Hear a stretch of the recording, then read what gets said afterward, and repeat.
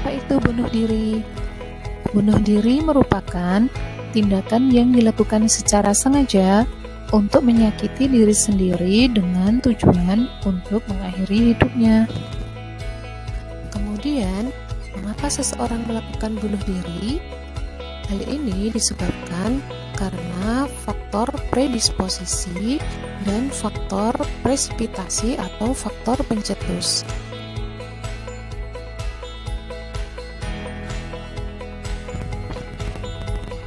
Faktor predisposisi diantaranya faktor genetik atau riwayat bunuh diri dalam keluarga, diagnosis psikiatri, kepribadian impulsif, depresi, faktor sosial dan budaya, isolasi sosial, dan upaya bunuh diri sebelumnya.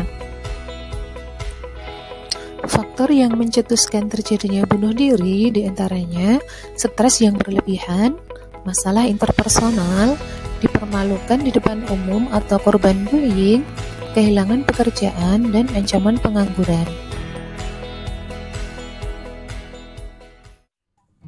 Rentang respon pada pasien dengan resiko bunuh diri yaitu yang pertama, peningkatan diri. Pada tahap ini, klien mulai memiliki pikiran tentang keinginan untuk mati, tetapi idenya tidak diungkapkan apabila tidak ditekan. Kedua, pertumbuhan peningkatan beresiko. Pada tahap ini, klien mulai berpikir dan sudah melakukan perencanaan yang jelas untuk melakukan bunuh diri. Ketiga, perilaku destruktif diri tidak langsung. Pada tahap ini, klien memunculkan ancaman untuk mengakhiri hidupnya. Yang keempat yaitu pencederaan diri, di mana klien mulai melakukan percobaan bunuh diri dan tidak mau untuk diselamatkan. Yang terakhir yaitu bunuh diri. Pada tahap ini, klien melakukan tindakan yang bermaksud membunuh diri sendiri. Pohon masalah terjadinya resiko bunuh diri disebabkan oleh adanya keputusasaan, harga diri rendah, dan juga halusinasi yang dapat mengakibatkan resiko mencederai diri sendiri, orang lain, maupun lingkungan. Tanda dan gejala pada pasien dengan resiko bunuh diri yaitu menyatakan ide bunuh diri, menyatakan keinginan untuk mati, lalu mengungkapkan rasa bersalah, impulsif, lalu verbal terselubung, dan perubahan status emosional seperti marah, cemas atau panik, dan juga depresi. Selanjutnya adalah proses terjadinya bunuh diri. Orang yang siap melakukan bunuh diri adalah orang yang merencanakan bunuh diri dengan tindak kekerasan, mempunyai rencana spesifik, dan berniat untuk melakukannya.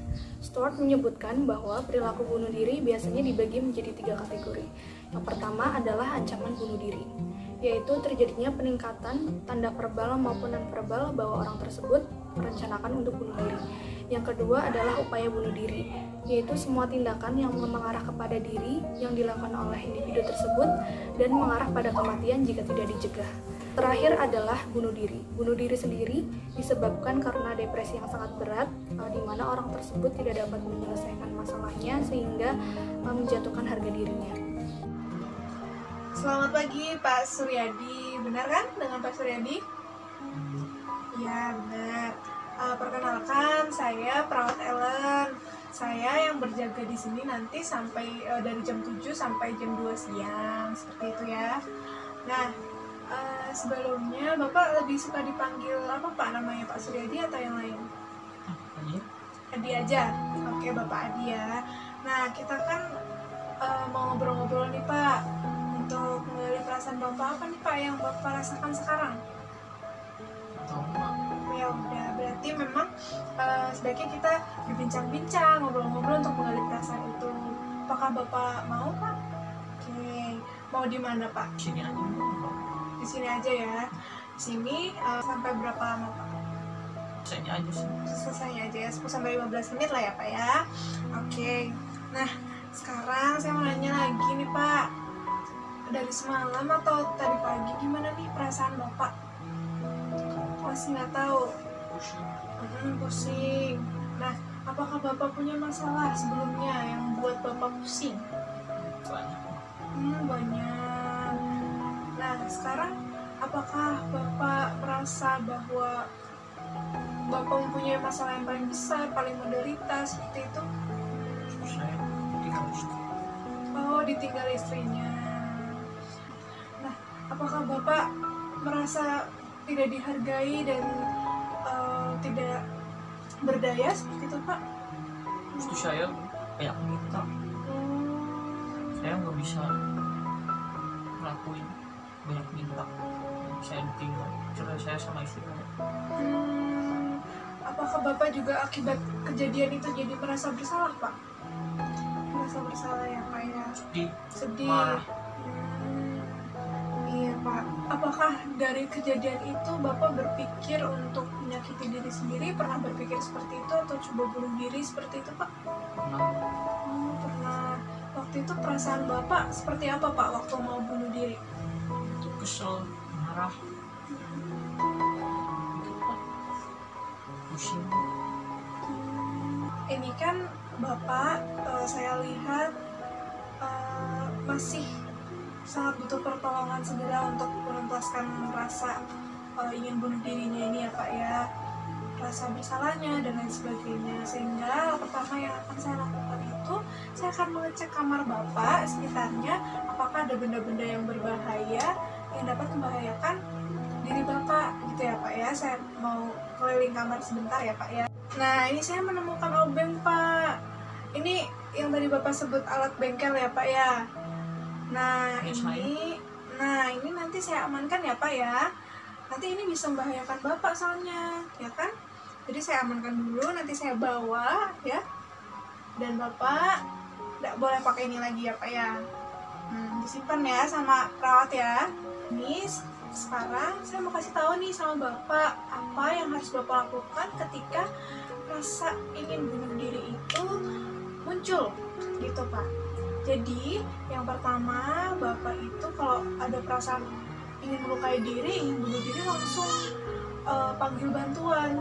Nah, yang terdekat siapa? Yang terdekat adalah perawat. Lalu mungkin kalau ada keluarga atau teman yang sedang besuk, dia tidak apa-apa bilang ke teman atau keluarga, sehingga nanti dari keluarga dan teman akan bilang sama perawat seperti itu. Nah, nanti juga Bapak nggak boleh sendirian ya, Pak, harus ada yang menemani kalau sudah ada perasaan seperti itu ya kan. Karena nanti kalau Bapak sendirian akan beresiko Bapak menyakiti diri sendiri tanpa sepengetahuan siapapun, seperti itu ya, Pak ya. Nah, apakah Bapak mengerti, Pak? Oke, berbincang-bincang nih, Pak, untuk dari mulai menggali perasaan Bapak, lalu bagaimana mengatasi rasa ingin bunuh diri itu. Nah, gimana, Pak, perasaannya sekarang? Apakah setelah mengungkapkan hal-hal tersebut Bapak merasa lebih lega atau bagaimana? Merasa lebih lega? Iya, Pak. Iya. Bapak bisa sebutkan nggak apa aja nih tadi cara yang bisa digunakan ketika Bapak rasa ingin bunuh dirinya muncul? Panggil perawat, Mbak. Perawat bunuh diri. Iya, betul, bagus sekali ya, Pak. Lalu yang kedua apa? Saya manggil bantuan orang. Terus minta ditemanin ya, jangan sendirian ya, Pak ya. Oke. Nah, jadi kan bagus sekali nih ya, Bapak nih sudah mengerti, sudah mau memberikan dan mengekspresikan perasaannya seperti itu. Nah, saya rasa untuk hari ini cukup dulu kita ngobrol-ngobrolnya ya, Pak. Nah, besok kita juga akan ngobrol lagi. Mungkin kita akan langsung janjian di sini saja. Mungkin mau di mana, Pak? Besok? Bisa aja, Pak. Di sini aja. Lalu jam berapa? Pagi aja ya. Ya, sekitar jam 9 gitu ya, Pak ya. Oke, seperti sekarang ya. Nah, seperti itu ya, Pak. Nanti kalau ada apa-apa Bapak bisa langsung panggil perawatnya. Seperti itu, nanti juga kami akan siap menemani kalau misalnya Bapak butuh ditemani. Seperti itu. Begitu ya, Pak ya. Silakan istirahat. Nanti katanya keluarga ada yang menjenguk. Silakan ditunggu ya. Masih, Pak. Ya, saya pamit ya, Pak. Ini obatnya saya bawa ya.